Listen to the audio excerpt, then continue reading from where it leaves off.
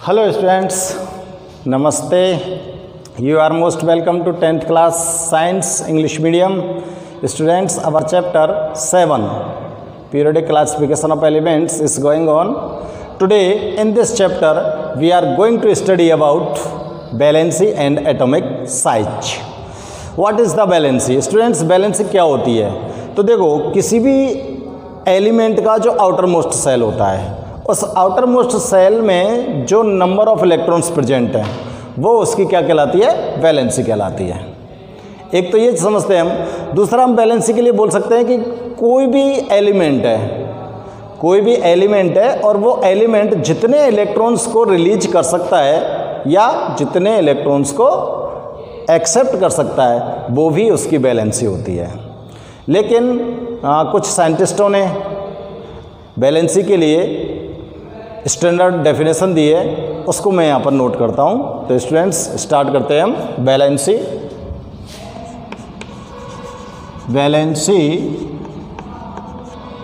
क्या होती है? ठीक है ना।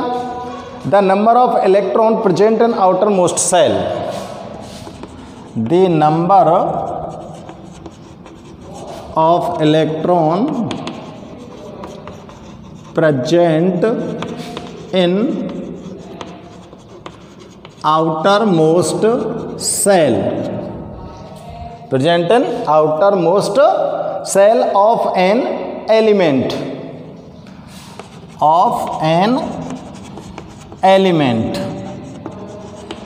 determine the valency of that element,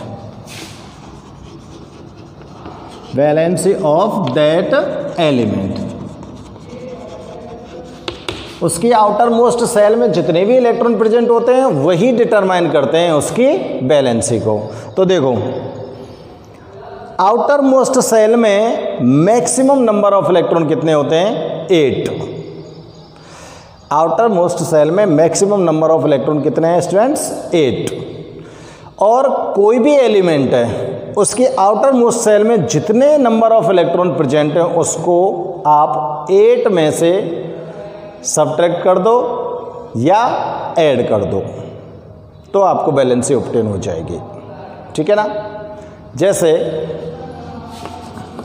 aluminium है, इलेक्ट्रॉनिक कॉन्फ़िगरेशन है इसका 2/3। आउटर मोस्ट सेल में 3 इलेक्ट्रॉन है, तो या तो इन 3 इलेक्ट्रॉन्स को आप 8 में से सब्ट्रैक्ट करो या फिर इन 3 इलेक्ट्रॉन को इसके अंदर से रिलीज करो। अगर ये मतलब इसको आप इसका ऑक्टेट कंप्लीट करना पड़ेगा ना, 8 इलेक्ट्रॉन को कंप्लीट करना पड़ेगा। या तो इसको 5 ला के दीजिए आप, या फिर इसके 3 को यहाँ से रिमूव कीजिए। तो कौन सा काम ईजी रहेगा? ठीक है ना। आपके सामने 8 रोटियाँ रखी हुई हैं, एक सवाल समझ लें। या तो आप उनमें से उन 8 को खाओ या फिर आप उसमें से 3 रोटी किसी को दे दो। ठीक है ना। या तो 5 और ला के दो या फिर इससे 3 ले लो। कौन सा काम आसान रहेगा? तो ये अपने 3 इलेक्ट्रॉन को रिलीज कर देता है, इसलिए इसकी वैलेंसी कितनी हो जाती है? +3। अगर कोई एलिमेंट इलेक्ट्रॉन को रिलीज करता है, रिमूव करता है तो पॉजिटिव चार्ज आता है, और गेन करता है, एक्सेप्ट करता है तो नेगेटिव चार्ज आता है। ठीक है ना। तो आगे चेक करते हैं स्टूडेंट्स हम।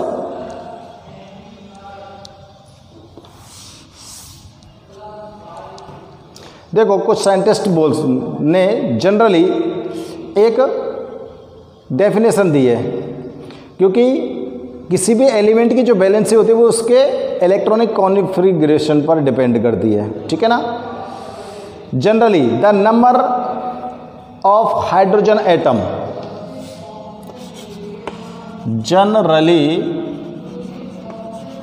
The number of hydrogen atom combines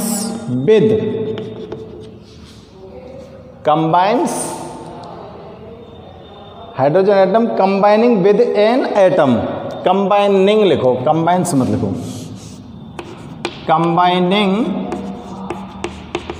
with an atom यानी कि किसी भी एटम से जितनी संख्या में हाइड्रोजन एटम कंबाइन होते हैं ऑफ एन एलिमेंट, और मतलब बैलेंसी किसको मान रहे हैं हम, किसी भी एलिमेंट से जितनी संख्या में हाइड्रोजन एटम कंबाइन होते हैं वो उसकी बैलेंसी होती है या तो, ठीक है ना, या फिर क्या होती है, जितनी संख्या में ऑक्सीजन एटम कंबाइन होते हैं उसकी आधी उसकी बैलेंसी होती है। मैं हिंदी में बता रहा हूं आपको, या तो बैलेंसी क्या है, जितनी संख्या में हाइड्रोजन परमाणु किसी दूसरे तत्व के परमाणु के साथ जुड़ते हैं वो संख्या हाइड्रोजन परमाणुओं की बैलेंसी कहलाएगी, या फिर क्या कह सकते हैं कि जितनी संख्या में ऑक्सीजन परमाणु उस तत्व के साथ जुड़ रहे हैं उनकी आधी उसकी बैलेंसी कहलाएगी, ठीक है ना। तो और half of the number of oxygen atoms, half of the number of oxygen atom, oxygen atom combining with an atom, combining with an atom is called valency. इसको क्या बोलोगे आप, बैलेंसी। अब देखो बैलेंसी की टेंडेंसी देखते हैं हम कि पीरियोडिक टेबल में किस तरह से चेंज होती है। तो बच्चों बैलेंसी के बारे में मैं आपको थोड़ा सा ध्यान दिला देता हूँ। आपके पास पीरियोडिक टेबल यही थी ना,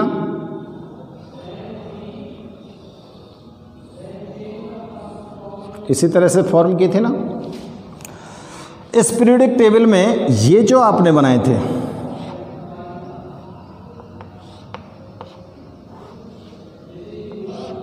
ये तो क्या थे, ग्रुप थे इस तरह से, और ये जो बनाए थे आपने ये पीरियड्स थे, ठीक है ना।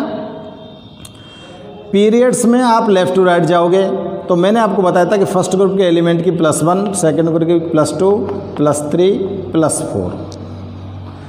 तो और इधर पीछे जब चले जाओगे तो यहाँ पर -3, -2, -1 और 0 यहाँ पर स्टेबल होती है, ये बैलेंस जो होती है। तो अगर आप लेफ़्ट टू राइट जा रहे हो तो फर्स्ट में तो बैलेंस इंक्रीज हो रही है और लास्ट में जाके डिक्रीज हो रही है। ध्यान से समझना, फर्स्ट में तो बैलेंसी इंक्रीज हो रही है, लास्ट में जाके क्या हो रही है, डिक्रीज हो रही है। और अगर ऊपर से नीचे आओगे डाउन द ग्रुप तो इस फर्स्ट ग्रुप की पूरी जो बैलेंसी है +1 है, सेकेंड ग्रुप के सभी एलिमेंट्स की बैलेंसी +2 है, थर्ड ग्रुप के सभी एलिमेंट्स की बैलेंसी +3 है। यानी कि एक ग्रुप की जो बैलेंसी होती है वो सर्टेन होती है, निश्चित होती है, वो चेंज नहीं होती है। क्लियर है। तो ये पीरियोडिसिटी होती है किसकी, बैलेंसी की, पीरियोडिक टेबल के अंदर, ठीक है ना। तो देखो generally elements of same group so same valency, same group के एलिमेंट तो सेम बैलेंसी शो करते हैं कि नहीं करते हैं। और on moving from left to right, on moving from left to right in a period, जब आप एक पीरियड में लेफ्ट टू राइट मूव करते हो तो क्या होता है स्टूडेंट्स, जब आप पीरियड में लेफ्ट टू राइट मूव करते हो तो बैलेंसी पहले तो क्या होती है, increase. Valency increases from, valency increases from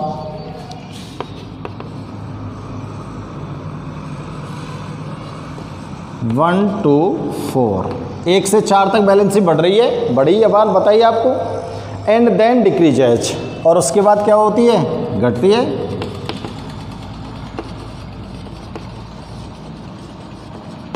ठीक है ना। और ग्रुप की बात करें तो एलिमेंट्स ऑफ सेम ग्रुप्स, एक ही ग्रुप के जो एलिमेंट होते हैं so same valency, so same valency. और सेम वैलेंसी क्यों दिखाते हैं? Because they have same, because they have same electronic configuration, electronic configuration of their outermost cell. उनकी जो आउटर मोस्ट सेल होती है उसका इलेक्ट्रॉनिक कॉन्फ़िगरेशन कैसा होता है? सेम होता है। तो स्टूडेंट्स ये होती है वैलेंसी की टेंडेंसी पीरियोडिक टेबल में। तो वैलेंसी की टेंडेंसी और वैलेंसी की डेफिनेशन को आप नोट कीजिए, नेक्स्ट टॉपिक पर डिस्कस करेंगे इसके बाद हम। नोट कीजिए फटाफट से। नेक्स्ट टर्म है अपने पास एटॉमिक साइज। देखो एटॉमिक साइज क्या होती है, यानी कि एटम की साइज क्या सी है, कितना बड़ा होता है एटम, और उसकी साइज को अगर आपको मेजर करना होगा तो क्या करना पड़ेगा। किसी भी एटम की साइज को अगर आपको मेजर करना है तो उसके न्यूक्लियस से लेकर आपको कहाँ जाना पड़ेगा? आउटर मोस्ट सेल के इलेक्ट्रॉन तक। तो ये जो डिस्टेंस होती है इन दोनों के बिटवीन, यही क्या होती है? इसकी साइज होगी, यही तो कहलाएगी साइज। अगर आउटर मोस्ट सेल ये है तो इतनी साइज हो जाएगी, अगर आउटर मोस्ट सेल ये है तो इतनी साइज रह जाएगी, यहाँ पर है तो इतनी रह जाएगी, और यहाँ पर है तो इतनी साइज रह जाएगी। तो जितनी सेल होंगी उतनी साइज होगी एटम की, होगी कि नहीं होगी? और आप लोग सोच रहे होंगे कि सर ये तो वही बात होगी जो आपने एटॉमिक रेडियस में बताई थी। बिल्कुल एटॉमिक रेडियस में जो मैंने बताई थी वही बात मैं यहाँ पर कह रहा हूँ बच्चों। तो बड़े ध्यान से समझो क्या डिफरेंस होगा या फिर डिफरेंस नहीं होगा, ठीक है ना। तो एटॉमिक साइज जो होती है बच्चों, मैं आपको क्लियर कर देना चाहता हूँ, किसी भी एटम की एटॉमिक साइज को मेजर करना बहुत ही डिफ़िकल्ट काम होता है, क्योंकि कोई भी आप आइसोलेटेड एटम ऑब्टेन कर लें ऐसा पॉसिबल नहीं होता। बहुत रेयर चांस है कि आपको कोई आइसोलेटेड एटम ऑब्टेन हो जाए और आप उसकी साइज मेजर कर सकें। तो स्टूडेंट्स, हम एटॉमिक साइज जो होती है उसे एटॉमिक रेडियस की टर्म में ही डिनोट करते हैं, ठीक है ना। इसलिए मैं आपको ये बता रहा हूँ एटॉमिक साइज को किस टर्म में हम एक्सप्लेन करेंगे, एटॉमिक रेडियस की टर्म में ही, ठीक है। तो मैं इसकी डेफिनेशन नोट कर देता हूँ, वही डेफिनेशन है जो आपने रेडियस में नोट की थी। Atomic size is a measurement, atomic size is a measurement of, atomic size is a measurement of distance of nucleus, distance of nucleus of an independent atom, of independent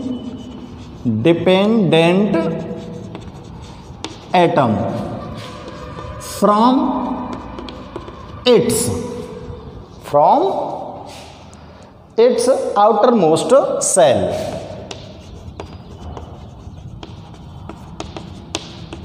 इसकी जो outer most shell है independent atom की, वहाँ से लेकर और nucleus के between जो डिस्टेंस है उसको ही क्या बोल रहे हैं हम? एटॉमिक साइज बोल रहे हैं, ठीक है ना। ये एटॉमिक साइज बहुत ही छोटी यूनिट होती है, इसे हम आराम से इजी वे में नहीं निकाल सकते। तो देखो, it is very difficult to measure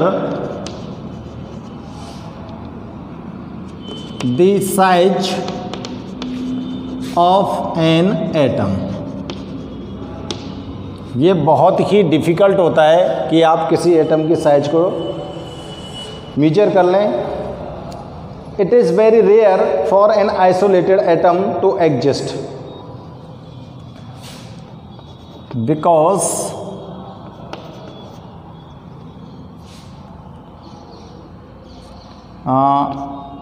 it is very rare to, ये बहुत ही कठिन होता है, rare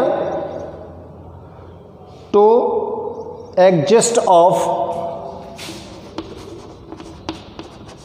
N isolated, a isolated atom. कोई आइसोलेटेड एटम आपको एग्जिस्ट हो जाए, ये बहुत ही कठिन बात होती है, ठीक है ना। तो क्या करेंगे, atomic size is determined on the basis of atomic radius. तो हम क्या करेंगे, एटॉमिक साइज को डिटरमाइन करेंगे किसके बेसिस पर, एटॉमिक रेडियस के बेसिस पर, ठीक है ना। और देखो स्टूडेंट्स, रेडियस जो होती है उसे हम दो प्रकार से व्यक्त करते हैं। Radius R as follows, radius R as follows. तो देखो फर्स्ट रेडियस जो होती है उसको बोलते हैं हम कोवेलेंट रेडियस। इसको क्या बोलेंगे बच्चों, कोवेलेंट रेडियस। कोवेलेंट रेडियस क्या होती है, इसको हम डिफाइन करते हैं। देखो, जब कोई दो एटम है और दोनों एटम कोवेलेंट एटम जो हैं वो कोवेलेंट बॉन्ड से बॉन्डेड हैं, दो एटम हैं, दोनों एटम कोवेलेंट बॉन्ड से बॉन्डेड हैं, तो उन दोनों एटमों के जो न्यूक्लियस होते हैं उनके बिटवीन जो डिस्टेंस होता है उसका जो हाफ होगा वही कोवेलेंट रेडियस होगा। दो एटम, इनके न्यूक्लियस के बिटवीन जो डिस्टेंस है उस डिस्टेंस का हाफ कोवेलेंट रेडियस होगा। मैं लिख देता हूँ, when two same atoms of element, when two atoms of same elements are covalently bonded,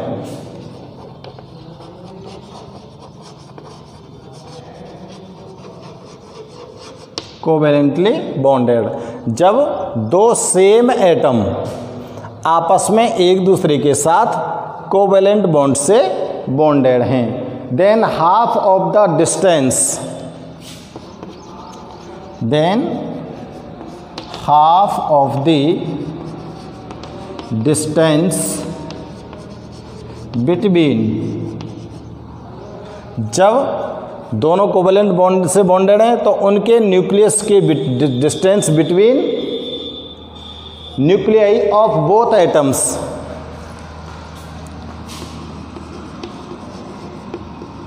nuclei of both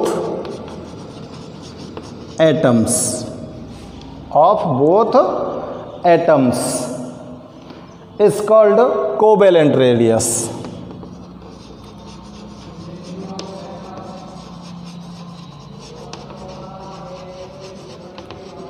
इसको ही क्या बोलोगे आप, कोवेलेंट रेडियस बोलेंगे। देखो मैं एक फिगर से आपको एक्सप्लेन करता हूँ कोवेलेंट रेडियस क्या होगी। ये बच्चों मैं एक ही एलिमेंट के दो एटम कोवेलेंट बॉन्ड से बॉन्डेड करता हूँ। ये सेम एलिमेंट के एटम हैं जो कोवेलेंट बॉन्ड से बॉन्डेड हैं, ठीक है ना। ये कोवेलेंट बॉन्ड बन गया, यानी कि ये एलिमेंट है और ये एलिमेंट है, दोनों के एक एक इलेक्ट्रॉन यहाँ पर आपस में शेयर कर रहे हैं। शेयर करने के बाद ये क्या बन गया, कोवेलेंट बॉन्ड बन गया।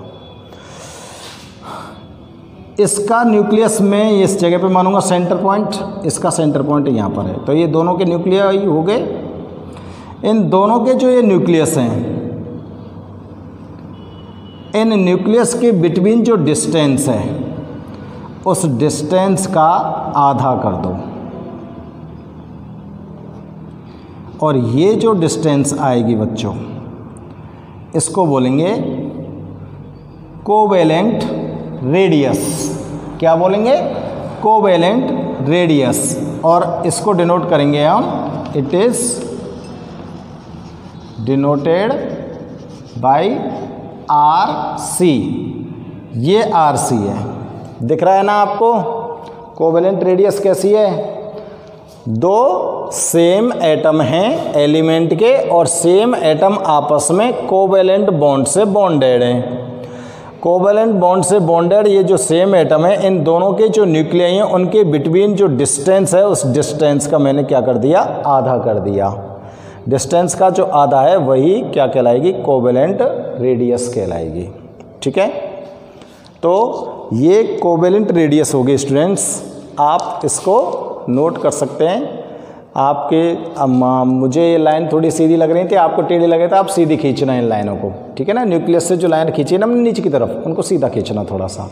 नेक्स्ट रेडियस चेक करते हैं, आप नोट कर लो इसको। देखो दूसरी जो रेडियस है वो है बच्चों वान डर वाल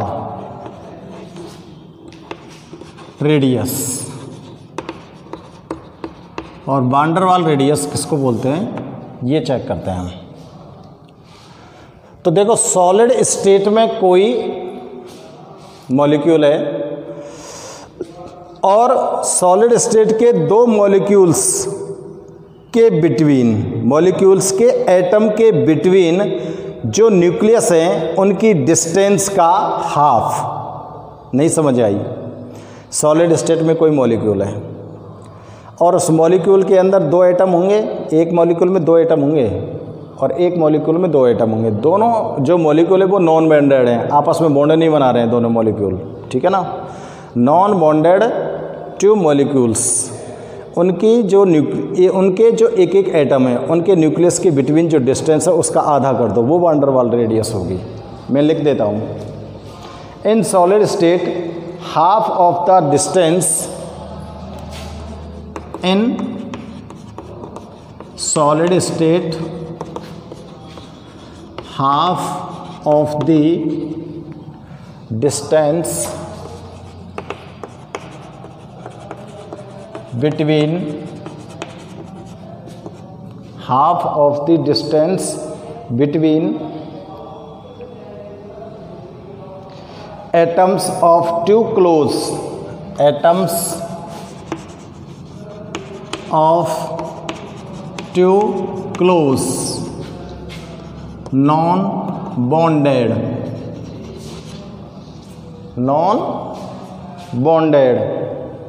molecules of same substance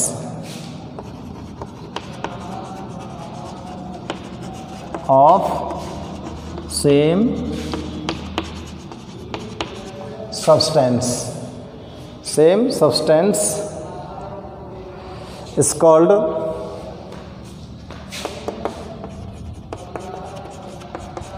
वान डर वाल रेडियस, ठीक है। क्या कहलाएंगे इसको, वान डर वाल रेडियस। अब देखो इस वान डर वाल रेडियस को हम फिगर के थ्रू चेक करते हैं, तब आपकी समझ आएगा। तो देखो सॉलिड स्टेट में कितने ले लें, दो मॉलिक्यूल ले लें, non bonded to close non bonded molecule. तो देखो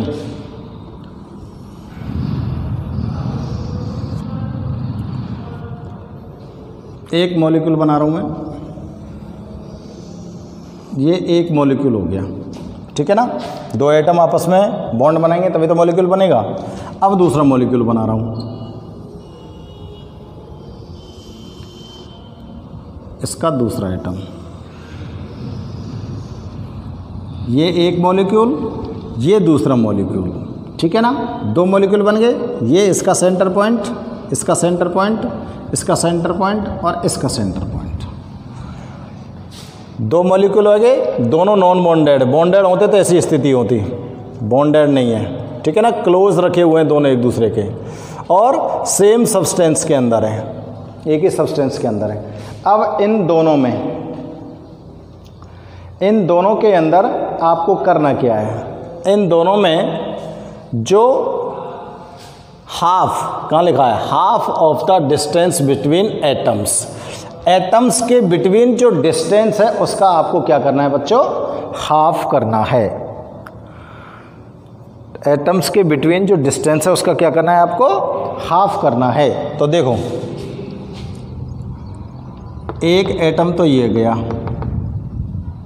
एक एटम ये गया, भाई एक एटम तो ये हो गया और एक एटम ये हो गया, ठीक है। दोनों एटम है गए, ये तो इस मॉलिक्यूल का एटम और ये इस मॉलिक्यूल का एटम।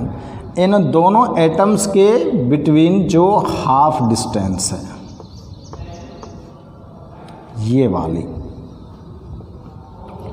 इसको बोलेंगे RW। क्या बोलेंगे इसको आप, RW, ठीक है ना।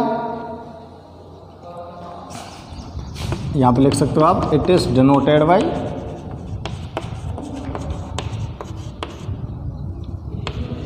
RW। तो ये क्या है बच्चों, वान डेर वाल रेडियस। अब तो समझ आ गई होगी वान डेर वाल रेडियस क्या होती है। और देखो एक चीज़ और बता देता हूँ आपको, the value of van der Waal radius is always greater than covalent radius. यहाँ पे ध्यान रखना, the value of van der Waals radius, जिसको RW से डिनोट करेंगे, इज ग्रेटर देन